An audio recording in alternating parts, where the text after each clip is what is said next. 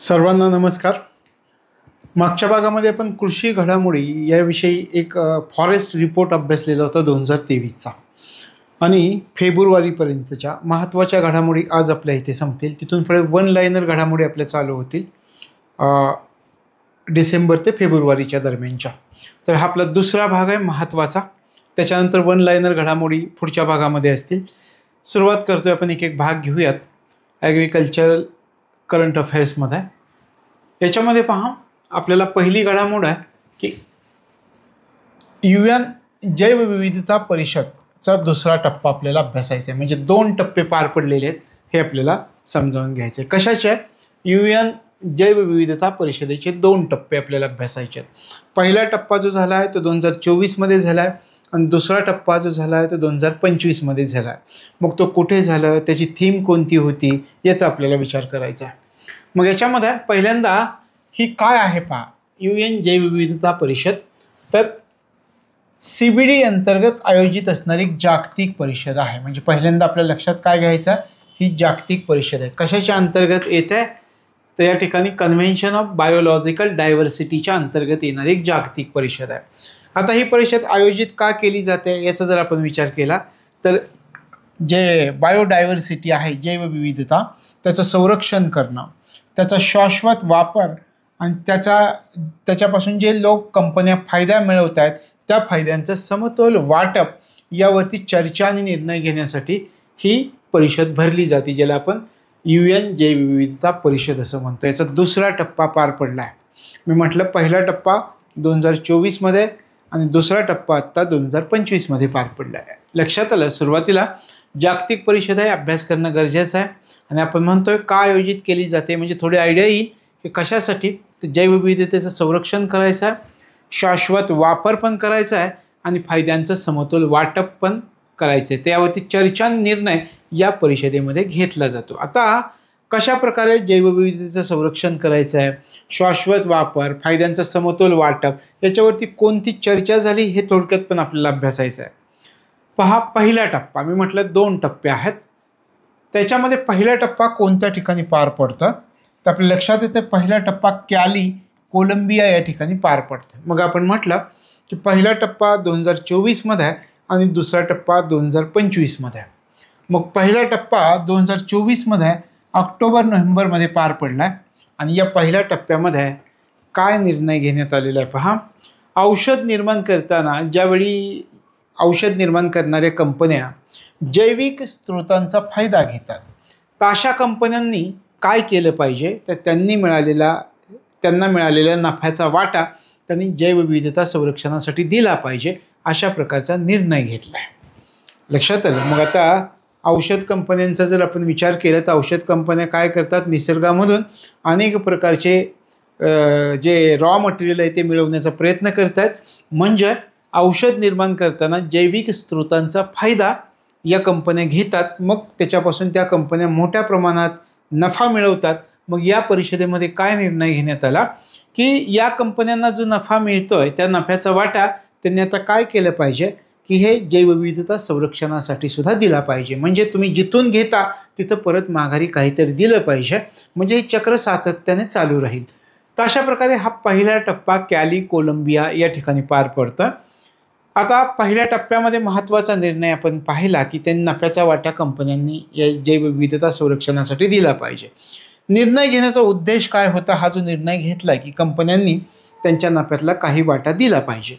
मग जैवविविधतेच्या शाश्वत वापराला आपल्याला प्रोत्साहन द्यायचं आहे. हे चक्र जे आहे ते दीर्घकाळ आपलं चालू राहिलं पाहिजे आणि स्थानिक समुदायांना फायदा मिळवून द्यायचा आहे. म्हणजे याच्यातून स्थानिक समुदायांना सुद्धा फायदा देता येईल, ज्या कंपन्यांकडून जो नफ्यातला एक वाटा मिळणार आहे त्याच्यामधून. तशा प्रकारे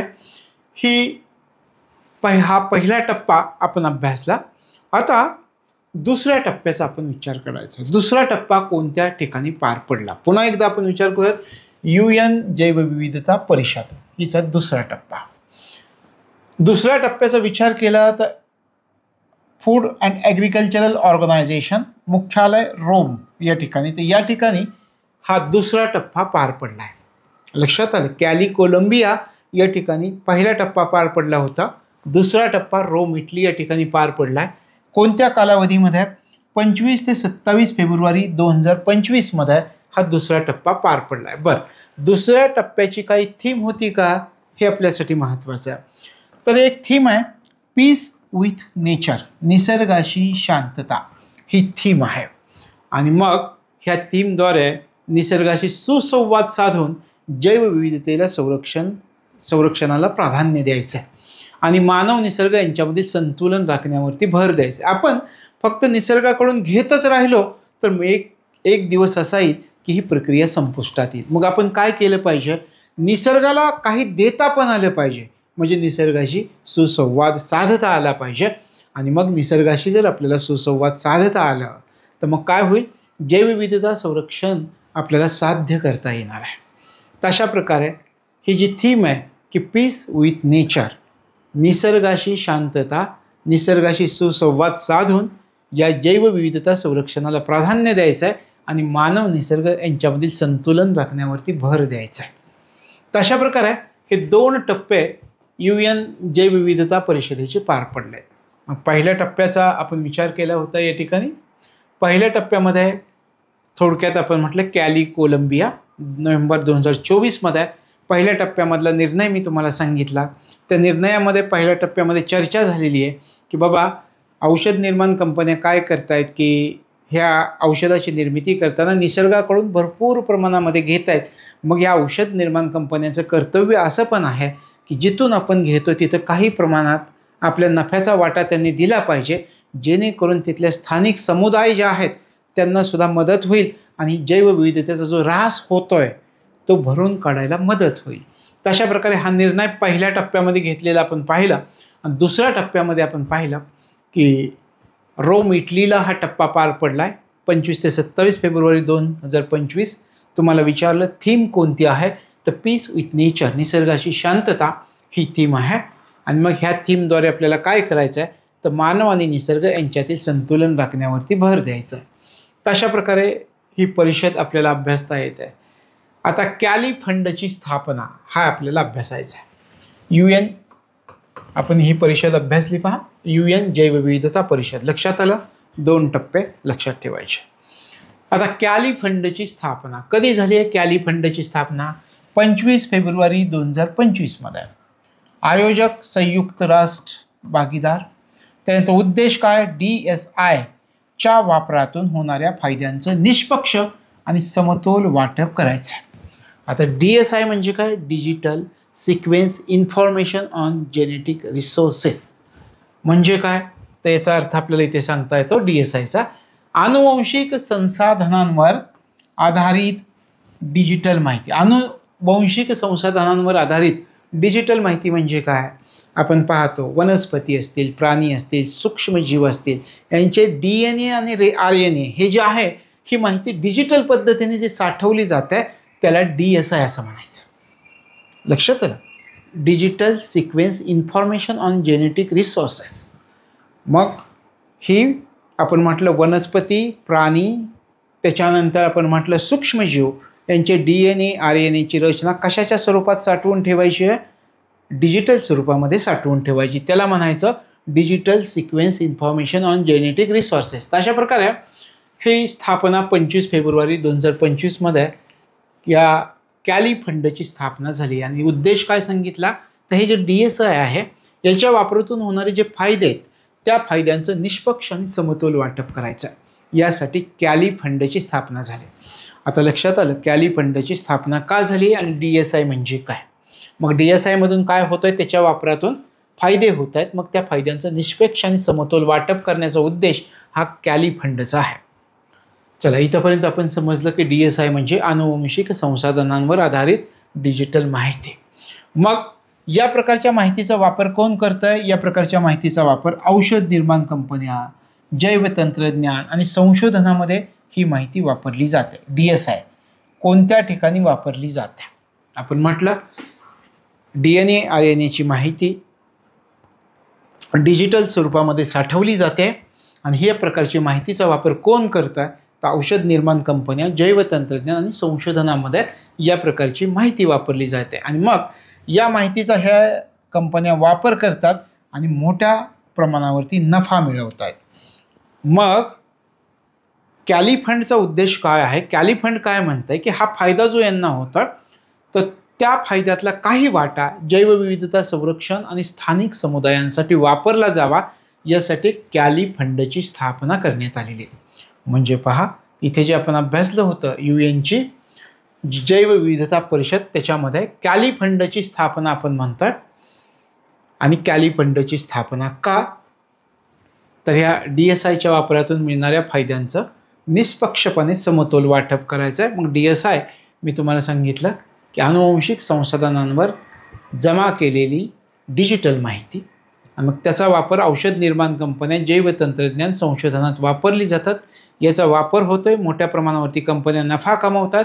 मग त्या कंपन्यांचा काही वाटा जैवविविधता संरक्षण आणि स्थानिक समुदायांसाठी वापरला जावा या उद्देशाने कॅली फंडची स्थापना झाली. म्हणजे कॅली फंड याविषयी जर काही ऑप्शन दिले तुम्हाला तर उत्तर देता येईल. कोणत्या प्रकारचा फंड स्थापन झाला हे सर्वात महत्त्वाचं आहे. तशा प्रकारे कॅली फंड जैवविविधता कृतींसाठी निधीचा नवीन प्रवाह एकत्रित करेल आणि 50% संसाधने महिला, तरुण, आदिवासी लोक आणि स्थानिक समुदायांच्या गरजांसाठी वाटप केली जाणार आहेत या कॅली फंडमधून. म्हणजे कॅली फंड त्याच्या 50% संसाधनांचा कसा वापर करेल? तर महिला, तरुण, आदिवासी लोक आणि स्थानिक समुदायांच्या गरजांसाठी वाटप केली जाणार आहेत. लक्षात आलं? पुढे जाऊया. आता COP16 2024ला जी पार पडली, याच्या अगोदर पण आपण अभ्यास केला होता मागच्या परीक्षेसाठी. आता 25 साठी सुद्धा हे आपल्याला महत्त्वाचं आहे. ठिकाण कोणत्या ठिकाणी? COP16 conference of parties, COP म्हणजे कॉन्फरन्स ऑफ पार्टीज 16 कोठे पार पडली होती? रियाद, सौदी अरेबिया या ठिकाणी पार पडलेली आहे. कोणत्या कालावधीमध्ये पार पडले? 2 ते 13 डिसेंबर 2024 मध्ये पार पडले. थीम काय होतं याची? COP16ची थीम काय होती? थीम होती आपली जमीन आपलं भविष्य, आवर लँड आवर फ्युचर ही थीम आहे. लक्षात ठेवायचं, महत्त्वाचं आहे. आणि याचं वैशिष्ट्य आहे आजपर्यंतची सर्वात मोठी UN जमीन परिषद आहे. जमीन परिषद असं का म्हटलं आहे? या ठिकाणी पहा उद्देश काय ठेवला आहे. वाळवंटीकरण आणि जमीन क्षरण रोखणे. म्हणजे जमिनीचं जे वाळवंटीकरण होत आहे ते आपल्याला रोखायचं आहे. शाश्वत जमीन व्यवस्थापनाला प्रोत्साहन द्यायचं आहे. म्हणजे या ठिकाणी दीर्घकाळ ही प्रक्रिया चालली पाहिजे, त्या दृष्टिकोनातून शाश्वत जमीन व्यवस्थापनाला प्रोत्साहन द्यायचं आहे. आणि जो दुष्काळ पडतोय त्या दुष्काळाचा सामना करण्यासाठी स्थानिक समुदायांना सक्षम बनवायचं आहे. तशा प्रकारचा उद्देश आहे. लक्षात आलं? UN जमीन परिषद का म्हटलं या उद्देशावरून तुमच्या लक्षामध्ये येईल. वाळवंटीकरण आपल्याला रोखायचं आहे हे लक्षात सगळ्यात महत्त्वाचं. आणि शाश्वत जमीन व्यवस्थापनाला प्रोत्साहन द्यायचं आहे. आणि ज्या भागामध्ये ज्या काही स्थानिक समुदाय दुष्काळाचा सामना करतात आणि दरवर्षी करतात त्यांना आपल्याला सक्षम बनवायचं आहे. तशा प्रकारची ही परिषद लक्षामध्ये ठेवायची आहे. आता पुढचे हे लक्षात आली व्यवस्थित. कोणत्या ठिकाणी लक्षात ठेवायचं? रियाद, सौदी अरेबिया, पश्चिम आशियामध्ये प्रथमच भरलेली. आणि थीम एक लक्षात ठेवा की आपली जमीन आपलं भविष्य ही थीम आहे. पुढं आपण पुढच्या मुद्द्याकडे जाऊयात. आता international big cat alliance framework करार झाला. यालाच IBCA या संक्षिप्त नावानं सुद्धा ओळखलं जातं. International big cat alliance, big cat. आता सगळ्यात महत्त्वाचा हा फ्रेमवर्क करार झाला आहे. कधी झाला आहे? 23 जानेवारी 2025 रोजी हा फ्रेमवर्क करार अंमलामध्ये आला. हा करार किती देशांनी स्वीकारला? हा करार 5 देशांनी स्वीकारला आणि त्याच्यानंतर लागू झाला. मग ते 5 देश कोणते? तर त्याच्यामध्ये Nicaragua, Eswatini, Bharat, Somalia, Liberia हे 5 देश आहेत. फ्रेमवर्क करार लक्षात आलं? हे सगळ्यात महत्त्वाचं. सुरुवातीला करार कुठला झाला? आपण म्हटलं international big cat alliance IBCA framework करार. कधी? 23 जानेवारी 2025. किती देशांनी स्वीकारला? 5 देशांनी स्वीकारला. 5 देश कोणते? निकाराग्वा, इस्वातिनी, भारत, सोमालिया आणि लायबेरिया हे 5 देश आहेत. त्याच्यानंतर पहा आता हे इंटरनॅशनल बिग कॅट अलायन्स काय आहे, त्याची संरचना कशी आहे ते थोडक्यात आपण पाहूयात. कारण भारताच्या दृष्टिकोनातून महत्त्वाचं आहे भारताचा पुढाकार आहे याच्यामध्ये. संरचना कशी आहे पहा. मुख्यालय नवी दिल्ली, भारत. प्रमुख संस्था कोणती आहे? तर या ठिकाणी पर्यावरण, वन आणि हवामान बदल मंत्रालयाचं राष्ट्रीय व्याघ्र संवर्धन आणि प्राधिकरण NTCA प्रमुख संस्था, याची प्रमुख संस्था कोणती आहे हे जर विचारलं तर NTCA आहे, राष्ट्रीय व्याघ्र संवर्धन प्राधिकरण. आणि सध्याचे सदस्य देश मी तुम्हाला आपण अगोदरच अभ्यास केले की निकाराग्वा, इस्वातिनी, भारत, सोमालिया आणि लायबेरिया हे 5 देश आहेत. तशा प्रकारे हे इंटरनॅशनल बिग कॅट अलायन्स आहे IBCA. लक्षात राहील तुमच्या 5 देश लक्षात ठेवावे लागतील. 5 देशांनी स्वीकारल्यानंतर 23 जानेवारी 2025 पासून हा फ्रेमवर्क करार अंमलामध्ये आलेला आहे. संरचना आपण समजावून घेतली. मुख्यालय नवी दिल्ली आहे. प्रमुख संस्था राष्ट्रीय व्याघ्र संवर्धन प्राधिकरण. त्याच्यानंतरच आपल्याला काय आहे IBCA म्हणजे नेमकी काय आहे हे पण तुमच्या लक्षात आलं पाहिजे. मागे आपण पाहिलं होतं नोट्समध्ये मागच्या वर्षीच्या. तर इंटरनॅशनल बिग कॅट अलायन्स ही जागतिक युती आहे. पहिली गोष्ट तुमच्या लक्षात आलं पाहिजे. जागतिक लेवलची युती बनली. सध्या 5 देश आहेत आणि याच्यामध्ये काय आहे, या IBCA मध्ये काय आहे तर 7 मोठ्या मार्जार कुळातील प्राण्यांचं संवर्धन. त्याच्यामध्ये मग मार्जार कुळातील 7 प्राणी कोणते संवर्धन, ह्यातल्या 5 प्राण्यांचं संवर्धन भारतात होतं. 7 पैकी 5. मग एकूण किती प्राणी? 7. कोणकोणते? वाघ, सिंह, बिबट्या, हिमबिबट्या, चित्ता, जगवार आणि प्युमा. हे 7 म्हणजे 7 मोठ्या मार्जार कुळातील प्राण्यांचं संवर्धन. हे सगळे मांजराप्रमाणे दिसतात की नाही, मोठी मांजरं आपण म्हणूयात. तर 7 प्राणी कोणते तर हे लक्षात ठेवायचं. म्हणजे IBCA नेमकी काय आहे, तिथे काय चालतं हे आपल्या लक्षात येतं. लक्षात आलं. तर हे 5 आणि ही युती काय करते, कशासाठी महत्त्वाची आहे? पर्यावरण संरक्षण आणि शाश्वत विकासाला प्रोत्साहन देण्यासाठी कार्य करते. कारण आपण म्हणतो शाश्वत विकासाला पर्यावरण संरक्षण कसं होईल तुम्ही म्हणाल, आता यांची संख्या कमी होत चालली, ती आपल्याला वाचवायची आहे का? वाचवावी लागेल, है की नाही. मग ह्यांची संख्या, यांचं संरक्षण करायचं आहे, तर मग यासाठी ही IBCAची स्थापना केली, इंटरनॅशनल बिग कॅट, मोठी मांजरं. तर अशा प्रकारे ही युती पर्यावरण संरक्षण आणि शाश्वत विकासाला प्रोत्साहन देण्यासाठी कार्य करते. 7 प्राणी कोणते हे लक्षात ठेवायचं. त्याच्यानंतर पहा, आता इंटरनॅशनल बिग कॅट अलायन्स IBCAचं स्थापना कधी झाली ते आपण पाहूयात. 9 एप्रिल 2023ला स्थापना झाली. कुठे आहे? स्थान म्हैसूर, कर्नाटक या ठिकाणी आहे. आयोजक कोण होतं? पंतप्रधान नरेंद्र मोदी होते. आणि प्रसंग काय होता तर भारतामधील प्रोजेक्ट टायगरच्या 50 वर्षांच्या स्मरणार्थ याची स्थापना केलेली आपल्याला दिसते. उद्देश आपण याच्या अगोदर पण पाहिला, 7 मोठ्या मार्जार प्रजातींचं संवर्धन करणं आणि त्यांच्या नैसर्गिक अधिवासांचं संरक्षण करणं. तशा प्रकारे इंटरनॅशनल बिग कॅट अलायन्स याच्यामध्ये पहिली स्टेप जी आहे ती आपल्यासाठी महत्त्वाची होती. आणि याच्यामध्ये आपण म्हटलं होतं की भारत 5 मोठ्या मार्जार प्रजातींचा नैसर्गिक अधिवास असलेला देश आहे. आपण म्हटलं होतं की 5 भारतामध्ये आढळून येतात. वाघ, सिंह, बिबट्या, हिमबिबट्या आणि चित्ता. 5 या 5 मोठ्या प्रजातींचं नैसर्गिक अधिवास असलेला देश, 7 मधल्या 5. तर हे लक्षामध्ये ठेवायचं आहे. आता याच्यामध्ये सगळ्यात महत्त्वाचा मुद्दा आपण अभ्यासला की पहा, हा करार झाला आहे, 5 देशांनी स्वीकारला आहे. आणि 5 देश कोणते आहेत? निकाराग्वा, इस्वातिनी, भारत, सोमालिया आणि लायबेरिया. हे पहिला फोकस आपला याच्यावरती पाहिजे. मग हे आपण समजावून घेतलं. त्यानंतर पुढची माहिती आपण समजावून घेतली. त्याच्यानंतर आता आपण 4 नवीन रामसर स्थळांचा विचार करणार आहोत. 4 नवीन रामसर स्थळ त्यांना दर्जा मिळाला आहे. आणि मग रामसर स्थळ हे आंतरराष्ट्रीय महत्त्वाची पाणथळ क्षेत्र असतात. रामसर करार 1971 अंतर्गत ही संरक्षित केली जातात. याचा अभ्यास आपण मुख्य परीक्षेच्या सविस्तरपणे करूयात. एक सुरुवातीची माहिती. आता 4 रामसर स्थळं कोणती आहेत हे आपल्यासाठी महत्त्वाचं आहे. सक्कर कोटई पक्षी अभयारण्य कुठे आहे? तामिळनाडू. त्याच्यानंतर थरथांगल पक्षी अभयारण्य तामिळनाडू. त्याच्यानंतर खेचोपल्ली वेटलँड सिक्कीममध्ये आहे.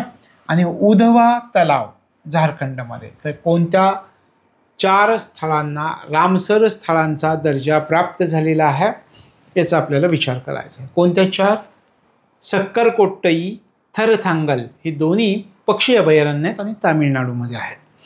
खेचोपल्ली वेटलँड सिक्कीममध्ये आहे, उधवा तलाव झारखंडमध्ये. तर ही 4 रामसर स्थळं खूप महत्त्वाची म्हणून आपण तयारी केली पाहिजे. पुढे आता त्याच्यामध्ये आपण काय म्हटलं की शेवटचे 2चा विचार केला. खेचोपल्ली वेटलँड कुठे आहे? सिक्कीममध्ये. उधवा तलाव कुठे? झारखंडमध्ये. मग आता सिक्कीम आणि झारखंड या 2 राज्यांमधील पाणथळ क्षेत्रांना प्रथमच रामसर दर्जा मिळालेला आहे.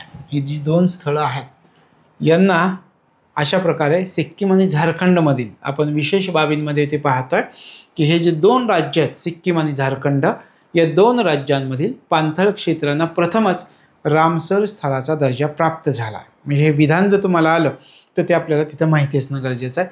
आता एकूण रामसर स्थळं किती झाली भारतात? या नवीन समावेशासह भारतातील रामसर स्थळांची संख्या 89 एवढी झालेली आहे.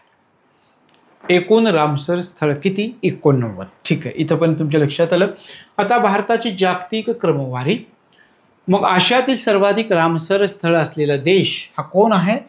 तर भारत ठरलेला आहे. भारत आशियातील सर्वाधिक जागतिक स्तरावर 3ऱ्या क्रमांकामध्ये आहे. मग पहिल्या क्रमांकावरती कोणता आहे? UK आहे. दुसऱ्या क्रमांकावरती मेक्सिको आहे आणि 3ऱ्या क्रमांकावरती भारत आहे. जागतिक स्तरावर 3ऱ्या क्रमांकाचा देश ठरतोय भारत या रामसर स्थळांच्या बाबतीमध्ये. आणि ते पहिला क्रमांक कोणाचा आहे? UKचा आहे. दुसरा मेक्सिकोचा आहे. पण तुम्हाला प्रश्न जरा वेगळाच विचारला. तुम्हाला प्रश्न विचारला की क्षेत्रफळानुसार सर्वात जास्त रामसर स्थळांच्या बाबतीमध्ये क्षेत्रफळानुसार रामसर स्थळांच्या बाबतीमध्ये जगात पहिला क्रमांक कोणत्या देशाचा आहे? आता थोडंसं विचार करावा लागेल. इथपर्यंत आपल्या लक्षात आलं पहिले 3. पण तुम्हाला असं विचारले मुद्दाम परीक्षेमध्ये की क्षेत्रफळानुसार रामसर स्थळांमध्ये प्रथम स्थानावरती कोणता देश होतो? तो देश येतो बोलिव्हिया. हे पण लक्षामध्ये ठेवा. क्षेत्रफळानुसार विचारली रामसर स्थळांचा बोलिव्हिया. सर्वात जास्त रामसर स्थळ विचारली तर UK, 2ला मेक्सिको, 3ला भारत. भारतामध्ये आपण म्हटलं की ती 89 आता प्रमाण त्याचं वाढलेलं आहे. आता राज्यनिहाय आकडेवारी पाहूयात रामसर स्थळांची. सर्वात जास्त रामसर स्थळं कोणत्या राज्यामध्ये आहेत असं तुम्हाला विचारलं तर तामिळनाडू 20 रामसर स्थळं आहेत, आघाडीवरती आहे. उत्तर प्रदेशाचा विचार केला तर उत्तर प्रदेशामध्ये 10 रामसर स्थळांसह उत्तर प्रदेश 2ऱ्या क्रमांकावर आहे. आणि ज्या राज्यांमध्ये रामसर स्थळ नाहीत अशी कोणती राज्य आहेत तर ती राज्य आहेत तेलंगणा, छत्तीसगड, अरुणाचल प्रदेश आणि नागालँड. या राज्य अशी आहेत की ज्यांच्यामध्ये रामसर स्थळं नाहीत. आता सगळ्या गोष्टी आपल्याला कळाल्या. सर्वात जास्त रामसर स्थळं कुठं आहेत? तामिळनाडूमध्ये. त्याच्यानंतर येतो उत्तर प्रदेश. त्याच्यानंतर आपण विचार केला आपल्या देशामध्ये अशी काही राज्य आहेत की त्या राज्यांमध्ये रामसर स्थळं नाही आहेत. कुठली? तेलंगणा, छत्तीसगड, अरुणाचल प्रदेश, नागालँड. आता विचार करा महाराष्ट्रामध्ये किती रामसर स्थळं आहेत? महाराष्ट्राचा विचार केला तर महाराष्ट्रामध्ये 3 रामसर स्थळांचा समावेश होतो. कारण महाराष्ट्रामध्ये सुद्धा आपण विचार केला पाहिजे. कोणती 3? नांदूर मधमेश्वर, लोणार सरोवर आणि ठाणे खाडी. हे 3 स्थळं आहेत की महाराष्ट्रामधली. मग त्याची थोडक्यात माहिती आपण घेऊयात. नांदूर मधमेश्वर कुठे आहे? नाशिक जिल्ह्यातील निफाड तालुक्यात आहे. महाराष्ट्रातील पहिलं रामसर स्थळ. तुम्हाला असं कधी विचारलं की महाराष्ट्रातली पहिलं रामसर स्थळ कोणतं? नांदूर मधमेश्वर आहे. त्याच्यानंतर आपण पक्षी निरीक्षकांसाठी स्वर्ग मानले गेलेले आहे हे नांदूर मधमेश्वर किंवा महाराष्ट्राचं भरतपूर म्हणून सुद्धा याला ओळखलं जातं. तशा प्रकारे हे महाराष्ट्रामधलं पहिलं रामसर स्थळ म्हणून याला ओळखलं जातं. त्याच्यानंतर लोणार सरोवर बुलढाणा जिल्ह्यामध्ये आहे. लोणार येथे असलेलं हे सरोवर आहे उल्कापातामुळे तयार झालेलं आहे. राष्ट्रीय भूवारसा स्मारक म्हणून हे घोषित केले गेले. तर हे एक रामसर स्थळ आहे. दुसरं आणि तिसरं ठाणे खाडी. तर 2022 रामसर स्थळ म्हणून घोषित केलंय ठाणे खाडीला. ठाणे, मुंबई आणि मुंबई उपनगर जिल्ह्यात पसरलेली ही खाडी आहे. तर ही ठाणे खाडी. तशा प्रकारे या ठिकाणी आपण पाहिले की महाराष्ट्रामध्ये 3 रामसर स्थळं आहेत. मग आपण सगळ्याचा विचार केला की रामसर स्थळांची संख्या किती झाली, कुठे आहेत. मग त्याच्यामध्ये आपण विचार केला की कोणकोणत्या राज्यामध्ये हे प्रथमच आत्ता रामसर स्थळांचा दर्जा दिला आहे, तर मग आपल्या लक्षात आलं खेचोपल्ली, सिक्कीम आणि झारखंड हे 2 राज्य आहेत की त्याचे पाणथळ क्षेत्रांना पहिल्यांदाच रामसर स्थळांचा दर्जा मिळाला आहे. त्याच्यानंतर आपण काय विचार केला पहा, की किती रामसर स्थळं झाली आहेत? 89 झाली आहेत. आपल्या लक्षात आलं. परत आपण विचार केला, आशियामधील सर्वाधिक रामसर स्थळ असलेला देश भारत. जागतिक स्तरावर भारताचा 3रा क्रमांक, पहिला UK, दुसरा मेक्सिको, तिसरा भारत. त्याच्यानंतर आपण म्हटलं क्षेत्रफळानुसार विचार केला तर मग रामसर स्थळांच्या बाबतीत कोणता देश जगात प्रथम क्रमांकावर? क्षेत्रफळानुसार बोलिव्हिया हा देश आहे, हे आपल्या लक्षात आलं. त्याच्यानंतर आपण विचार केला की आपल्या राज्यामध्ये सर्वात जास्त रामसर स्थळं असणारं राज्य तामिळनाडू. त्याच्यानंतर उत्तर प्रदेश. आपण असाही विचार केला की आपल्या देशामध्ये रामसर स्थळं नसलेली राज्य तेलंगणा, छत्तीसगड, अरुणाचल प्रदेश आणि नागालँड. त्यानंतर आपण विचार केला महाराष्ट्रामध्ये 3 रामसर स्थळं आहेत, नांदूर मधमेश्वर, लोणार सरोवर आणि ठाणे खाडी. लक्षात आलं. पुढे जाऊया.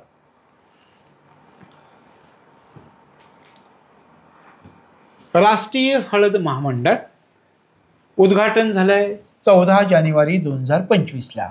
आता हे स्थान राष्ट्रीय हळद मंडळाचं उद्घाटन कोणत्या ठिकाणी झालं हे आपल्याला जर विचारलं तर इथे मात्र आपल्याला थोडंसं स्टार करून ठेवा. निजामाबाद, तेलंगणा या ठिकाणी. उद्घाटक कोण आहे? हे पीयूष गोयल आहे, केंद्रीय वाणिज्य आणि उद्योग मंत्री पीयूष गोयल. आणि पहिले अध्यक्ष कोण आहेत या राष्ट्रीय हळद मंडळाचे? पहिले अध्यक्ष पल्ले गंगा रेड्डी हे पहिले अध्यक्ष आहेत. लक्षात आलं की राष्ट्रीय हळद मंडळ हे 14 जानेवारी 2025ला उद्घाटन झालं आहे तेलंगणामधील निजामाबाद या ठिकाणी. उद्घाटन पीयूष गोयल यांनी केले. पहिले अध्यक्ष पल्ले गंगा रेड्डी हे आहेत, हे लक्षात ठेवायचं. उद्देश काय आहे? तर आता हे नवीन हळदी उत्पादनांमध्ये संशोधन आणि विकासाला प्रोत्साहन द्यायचं आहे आणि मग परदेशातील व्यापारासाठी हळदीशी संबंधित उत्पादनांचं आपल्याला मूल्यवर्धन करायचं आहे, त्याच्यामध्ये वाढ करायची आहे. हळद उत्पादक शेतकऱ्यांना आर्थिक लाभ मिळवून द्यायचा आहे आणि हळदीच्या निर्यातीला चालना द्यायची आहे. तर हे आहेत उद्देश. हळदीबाबत काही महत्त्वाची की याला काय म्हटलं जातं पहा, सोनेरी मसाला, गोल्डन स्पाइस असं म्हटलं जातं याला. कारण का? तर औषधी गुणधर्म तिच्यामध्ये आहेत, त्यासाठी ती प्रसिद्ध आहे. भारताच्या बाबतीत हळदीचा विचार केला तर जागतिक हळदीच्या उत्पादनात भारताचा वाटा 70% पेक्षा जास्त आहे. हळदीच्या जाती भारतात हळदीच्या 30 जातींचं उत्पादन होत आहे. तशा प्रकारे ही भारताची भूमिका आहे. आणि मग आघाडीवरची राज्य कोणतं आहे? सर्वात जास्त हळदीचं उत्पादन करणारं राज्य कोणतं? सर्वात जास्त हळदीचं उत्पादन करणारं राज्य आहे महाराष्ट्र. त्याच्यानंतर तेलंगणा, तामिळनाडू आणि कर्नाटक यांचा क्रमांक लागतोय. तर अशा प्रकारे राष्ट्रीय हळद मंडळाचा या ठिकाणी आपण विचार केला. याचं उद्घाटन झालं 14 जानेवारी 2025. कोणत्या ठिकाणी उद्घाटन झालं? कोणत्या राज्यामध्ये? तेलंगणामध्ये निजामाबाद. आणि पहिले अध्यक्ष पल्ले गंगा रेड्डी हे आहेत. त्याच्यानंतर पहा, भारत क्लायमेट फोरमचं अनावरण करण्यात आलेलं आहे. कधी झालंय? भारत क्लायमेट फोरमचं अनावरण 10 जानेवारी 2025. 10 जानेवारी. तर हे भारत क्लायमेट फोरमचं अनावरण. आता हा दिवस कसा लक्षात ठेवेल? हा दिवस श्रीरामांचा जन्मदिवस असतो, आपल्या देशामध्ये साजरा केला गेलेला आहे यावर्षी. तर 10 जानेवारी 2025ला स्थापना झाली भारत क्लायमेट फोरमचं अनावरण. कशाला? स्वच्छ तंत्रज्ञान उत्पादनाला गती देणं आणि शाश्वत आर्थिक वाढीला चालना द्यायची आहे. आता हे स्वच्छ तंत्रज्ञान उत्पादनाला कशी गती दिली जाणार, शाश्वत आर्थिक वाढ कशी होणार आहे हे आपल्या लक्षात घ्यायचं आहे. त्याच्यामध्ये स्वच्छ तंत्रज्ञान उत्पादन, नवीन आणि नवीकरणीय ऊर्जा मंत्रालय, नीती आयोग, कोण कोण याला सहाय्य करते पहा, आंतरराष्ट्रीय सौर आघाडी. कोणाच्या प्रयत्नानं, कोणाचं पाठबळ लाभलंय? भारत क्लायमेट फोरमचं अनावरण करण्यामध्ये. त्याच्यामध्ये 3 संस्था आपल्याला दिसतं. एक मंत्रालय आहे, नवीन आणि नवीकरणीय ऊर्जा मंत्रालय, दुसरा आपला नीती आयोग आहे आणि तिसरा आंतरराष्ट्रीय सौर आघाडी, इंटरनॅशनल सोलर अलायन्स आहे. तर यांचं पाठबळ लाभलं आहे. आता हे आपण काय आहे त्याचा विचार करूया की भारत क्लायमेट फोरमकडून नेमकं कोणतं काम केलं जाणार आहे. नेमकं पहा, ते विविध भागधारकांना एकत्र आणेल आणि हवामान बदलाची जी समस्या संपूर्ण जगामध्ये आपल्या देशामध्ये, तर त्या हवामान बदलाच्या समस्येवर एकत्रितपणे उपाययोजना करण्यावरती भर दिला जाणार आहे. लक्षात आलं? भारत क्लायमेट फोरम वेगवेगळ्या भागीदारांना एकत्र आणेल. भागीदार म्हणजे भागधारकांना म्हणजे कोण? प्रत्यक्ष त्याच्यामध्ये सरकार असेल, खाजगी क्षेत्र असेल आणि संशोधन संस्था एकत्र येतील आणि काय करतील, तर हवामान बदलाची जी समस्या आहे त्या समस्येवर एकत्रितपणे उपाययोजना काढण्याचा प्रयत्न करतील.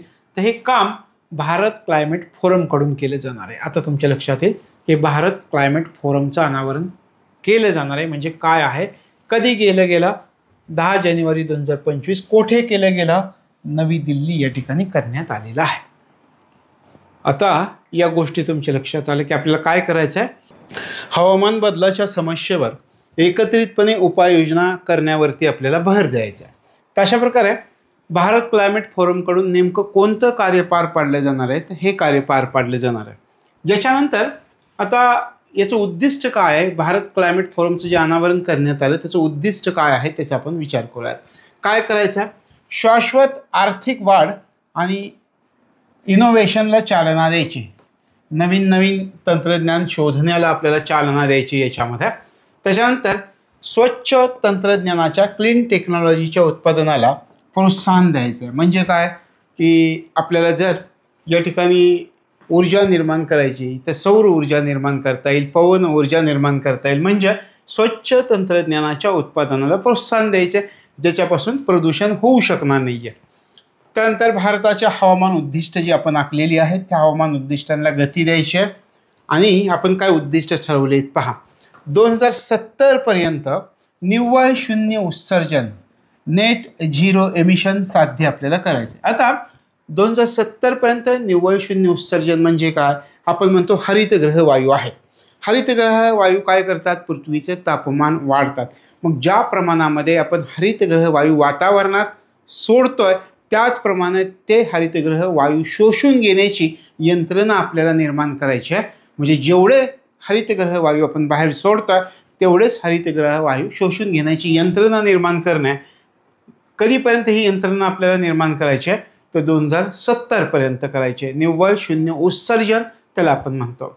आणि 2030पर्यंत काय करायचं आहे, तर जीवाश्म इंधन नसलेली क्षमता 500 गिगावॅटपर्यंत वाढवायची. म्हणजे ज्याच्यामधून प्रदूषण होऊ शकणार नाही, कोळशासारखी यंत्रणा, त्याच्यातून काय निर्माण होतं, प्रदूषण निर्माण होतं. हरितगृह वायूमध्ये त्यांचा समावेश होतो. हरितगृह वायू म्हणजे काय, पृथ्वीचे तापमान वाढवणारे वायू. तर अशा प्रकारे 2030पर्यंत आपल्याला काय करायचं आहे, जीवाश्म इंधन नसलेली क्षमता वाढवायची. कितीपर्यंत वाढवायची अशा प्रकारची क्षमता, 500 गिगावॅटपर्यंत वाढवायची. कधीपर्यंत वाढवायची आहे, 2030पर्यंत वाढवायची. तर ही दोन उद्दिष्ट आपल्याला लक्षात ठेवावे लागतात. 2070पर्यंत निव्वळ शून्य उत्सर्जन, नेट झिरो एमिशन साध्य करायचं आहे. मग निव्वळ शून्य उत्सर्जन म्हणजे मी काय हे तुम्हाला सांगितलं की जेवढे हरितगृह वायू आपण बाहेर सोडतोय तेवढेच हरितगृह वायू शोषून घेण्याची यंत्रणा आपल्याला निर्माण करायची आहे. म्हणजे औद्योगिक क्रांतीच्या पूर्वी जी स्थिती होती ती स्थिती आपल्याला साध्य करायची आहे. आणि मग ते कधीपर्यंत, 2070पर्यंत. आणि 2030पर्यंत आपण आणखी एक उद्दिष्ट आखलं आहे की जीवाश्म इंधन नसलेली क्षमता आपल्याला वाढवायची आहे, 500 गिगावॅटपर्यंत वाढवायची आहे. तर अशा प्रकारे उद्दिष्ट आहे. भारत क्लायमेट फोरम याचं उद्दिष्ट कोणते आहेत हे आहेत. आता या संदर्भामधली काही माहिती आपण समजावून घेऊयात. आता याच्यामध्ये भारताला काय करायचं आहे, स्वच्छ ऊर्जा क्षेत्रामध्ये आघाडी घ्यायची आहे. मग भारत आघाडी घ्यायची असं म्हणून बसून चालणार आहे का, नाही, त्याच्यावरती काही तर कृती करावी लागेल. मग भारतानं अनेक पावलं उचललेली आपल्याला दिसतात. काय पावलं उचललेली आहेत, भारतानं राष्ट्रीय हरित हायड्रोजन मिशन जे आहे त्याच्या अंतर्गत 2030पर्यंत 5 MMT म्हणजे काय, million metric ton green hydrogen उत्पादनाचं उद्दिष्ट ठेवलं आहे. मग आपल्याला हे पण महत्त्वाचं आहे, कधी प्रश्न विचारला तर, की भारतानं 2030पर्यंत किती ग्रीन हायड्रोजन करण्याचं उत्पादन ठेवलं आहे, तर 2030पर्यंत 5 MMT million metric ton green hydrogen की ज्याच्यापासून शुद्ध ऊर्जा आपण प्राप्त करू शकू. आणि आता समजा आपण हे उद्दिष्ट ठरवलं आहे की 2030 पर्यंत 5 MMT ग्रीन हायड्रोजन उत्पादन करायचं आहे. मग हे जर उत्पादन करायचं असेल तर मग त्याला काय करावं लागेल, तर या उत्पादनासाठी 125 गिगावॅट नवीकरणीय ऊर्जा क्षमतेची जोड देण्याची योजना आहे. तशा प्रकारे नवीकरणीय ऊर्जा क्षमता आपल्याला किती, तर 125 गिगावॅटची लागेल त्यावेळी. मग या प्रकल्पासाठी सरकार किती खर्च करते, आता एकूण 8 लाख कोटी रुपये गुंतवणुकीचा अंदाजित खर्च या ठिकाणी ठेवलेला आहे. आणि मग भारत क्लायमेट फोरम काय करेल, अशा उपक्रमांना पाठबळ देईल आणि शाश्वत विकासाला आपल्या देशामध्ये चालना देणार आहे. तशा प्रकारे ही आहे भारत क्लायमेट फोरम. याचं अनावरण झालं आहे, आपण विचार केला. आता ग्रीन क्रेडिट उपक्रम आपल्याला समजावून घ्यायचा आहे काय आहे, कोणी सुरू केला हे आपल्यासाठी महत्त्वाचं आहे. भारत सरकारनं सुरू केलेला आहे ग्रीन क्रेडिट उपक्रम. म्हणजे काय, आता पर्यावरण संरक्षण आणि वनजमिनीची पुनर्स्थापना करणं हा याचा उद्देश आहे. उद्देशावरून आपल्याला काही गोष्टी लक्षामध्ये येतात की पर्यावरणाचं संरक्षण आणि वनजमिनीची पुनर्स्थापना करायची आहे. मग याचा गाभा काय त्याचा आपण विचार करूयात की आपल्याला पर्यावरण संरक्षण करायचं आहे तर आपल्याला काय करावं लागेल की बऱ्याचदा काय होतं, वन कोणत्या ना कोणत्या कारणामुळे कमी होतात, आगीमुळे कमी होतात, आणखी कोणकोणत्या कारणामुळे कमी होतात. मग आपण काय करू शकतो, तर याच्या अंतर्गत खराब झालेल्या ज्या वनजमिनी आहेत त्याच्यावरती आपण वृक्षारोपण करायचं आणि पर्यावरण संरक्षणाला प्रोत्साहन द्यायचं आहे. म्हणजे जितकी जास्त आपल्याला वनं वाढवता येतील त्याचा आपण विचार करायचा. आता आपल्या देशामध्ये जर आपण विचार केला तर फॉरेस्ट रिपोर्टमध्ये आपण अभ्यासलं, आपल्या देशातली 19 राज्य आणि केंद्रशासित प्रदेश असे आहेत की ज्यांच्यामध्ये 33% जास्त वनं आढळून येतात आणि 8 राज्य आणि केंद्रशासित प्रदेश असे आहेत की ज्यांच्यात 75% जास्त वनं आढळून येतात. मग सगळ्या राज्यांनी असे प्रयत्न करायचे आहेत की जास्तीत जास्त वनं कशी त्या ठिकाणी उभारता येतील आणि विशेषतः कोणत्या ठिकाणी खराब झालेल्या वनजमिनींवरती. ही घोषणा कधी झाली आहे पहा, ऑक्टोबर 2023 आहे. उद्देश पुन्हा एकदा ओसाड जमिनी ज्या आहेत वनजमिनी त्यांचं पुनरुज्जीवन करायचं आणि पर्यावरण संरक्षणाला चालना द्यायची. म्हणजे खराब झालेल्या वनजमिनी, ओसाड वनजमिनी यांच्यावर कशाचं, वनांचं प्रमाण आपल्याला वाढवायचं आहे, झाडांचं प्रमाण त्या ठिकाणी वाढवायचं आहे. तर अशा प्रकारे भारत सरकारनं हा ग्रीन क्रेडिट उपक्रम, मग पहिल्या याच्यात आपल्या काय लक्षामध्ये आलं, तर ग्रीन क्रेडिट उपक्रम म्हणजे काय हे आपल्या लक्षामध्ये आलं. काय लक्षामध्ये आलं की भारत सरकारनं एक उपक्रम सुरू केला आणि याच्या अंतर्गत काय केलं जात आहे, तर खराब झालेल्या ओसाड जमिनीवर त्या ठिकाणी झाडं लावून वनजमिनी ज्या आहेत त्यांचं पुनरुज्जीवन करण्याचा प्रयत्न केला जातो ग्रीन क्रेडिट उपक्रमांतर्गत. आता याच्यामध्ये 17 राज्यांनी 57,700 हेक्टरपेक्षा जास्त ओसाड वनजमिनी वृक्षारोपणासाठी राखीव ठेवलेल्या आहेत. म्हणजे याच्यामध्ये काय प्रगती आहे तुमच्या लक्षामध्ये, फक्त आपल्याला लक्षात ठेवायचं आहे ग्रीन क्रेडिट उपक्रम म्हणजे काय, एवढंच आपल्याला लक्षात ठेवायचं आहे. मग आपल्या लक्षात आलं ग्रीन क्रेडिट उपक्रम म्हणजे काय, तर हे खराब झालेल्या जमिनी आणि ओसाड जमिनी वनजमिनी यांचं पुनरुज्जीवन करायचं आहे आणि पर्यावरण संरक्षणाला चालना द्यायचं आहे, एवढंच लक्षामध्ये ठेवायचं आहे. कोणत्या ठिकाणी वनजमिनींचं पुनरुज्जीवन करायचं आहे, तर खराब झालेल्या आणि ओसाड जमिनींवरती. आता याच्यामध्ये आघाडीवर राज्य कोणतं आहे, ग्रीन क्रेडिट उपक्रमांतर्गत कोणतं राज्य आघाडीवर आहे असं जर आपल्याला विचारलं तर मध्य प्रदेश हे राज्य आघाडीवरती आहे. मध्य प्रदेशामध्ये सर्वाधिक जमीन राखीव, सर्वाधिक 15,200 हेक्टरपेक्षा जास्त जमीन कशी आहे मध्य प्रदेशमध्ये, तर राखीव आहे. तर मध्य प्रदेश राज्यात सर्वात मोठं वनक्षेत्र आहे. आपण याच्या अगोदर पण फॉरेस्ट रिपोर्टमध्ये अभ्यासला, हे लक्षामध्ये ठेवायचं. म्हणजे ग्रीन क्रेडिट उपक्रमांतर्गत आघाडीवर असणारे राज्य कोणतं, मध्य प्रदेश आणि त्याच्यानंतर आंध्र प्रदेश आहे, हे लक्षात ठेवायचं. आता ग्रीन क्रेडिटची संकल्पना आपण सुरुवातीलाही अभ्यासली की काय करायचं, खराब झालेल्या ओसाड वनजमिनींवर वृक्षारोपण करून ग्रीन क्रेडिट मिळवता येतात. म्हणजे ग्रीन क्रेडिट मिळवायचं म्हणजे काय हे आपण पाहिलं. आणि हे क्रेडिट्स कोण, हे क्रेडिट्स कंपन्या किंवा संस्थांना त्यांच्या पर्यावरणीय जबाबदाऱ्या पूर्ण करण्यासाठी वापरता येतात. पर्यावरणीय जबाबदाऱ्या म्हणजे काय, तुम्ही एखादी कंपनी उभारली, एखादी संस्था उभारली, बऱ्याचदा पर्यावरणाचा ऱ्हास होतो.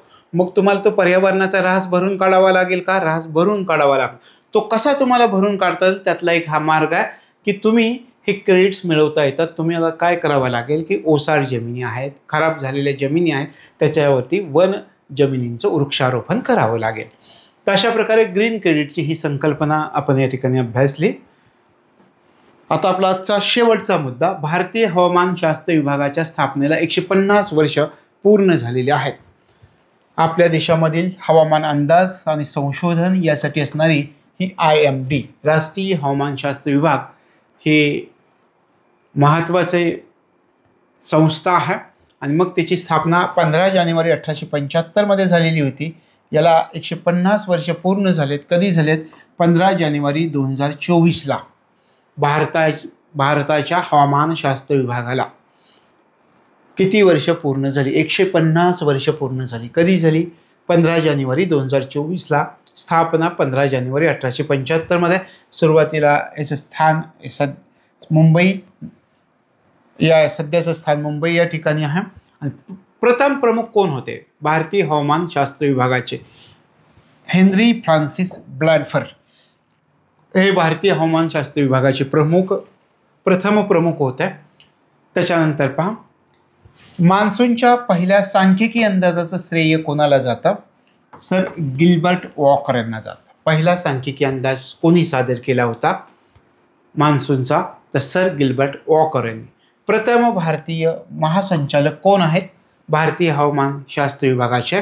तर डॉक्टर SK बॅनर्जी हे या भारतीय हवामानशास्त्र विभागाचे पहिले भारतीय महासंचालक होते. आणि डॉक्टर वसंत गोवारीकर यांचंही नाव घ्यावं लागतं.